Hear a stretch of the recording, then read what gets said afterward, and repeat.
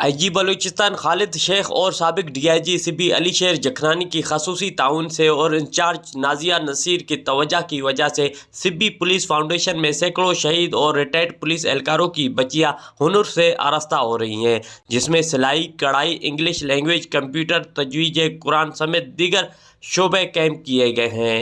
SSP Sibi Inayatullah बंगुलज़ई ने इस तरबियती centre का दौरा किया और मुख्तलिफ शोबा जात की कारकर्दगी का जायजा लिया और बच्चियों को मुकम्मल पूरी तवज्जो से अपनी तरबियत मुकम्मल करने की तनकीन की। इस मौका पर उन्होंने बताया कि IG बलूचिस्तान खालिद शेख की खसूसी हिदायत पर अली शेर जखनानी, DIG CP टेली व मोटरवे और DIG CP फरहान शाहिद के ज़ेर निगरानी पुलिस फाउंडेशन के ज़ेर एहतमाम कैंप किया गया है। अपनी बच्चियों को जो है वो आगे ले जा सके, स्किलफुल कर सके, क्योंकि एक हुनरमंद तालीम के साथ हुनर भी बहुत ज़रूरी है।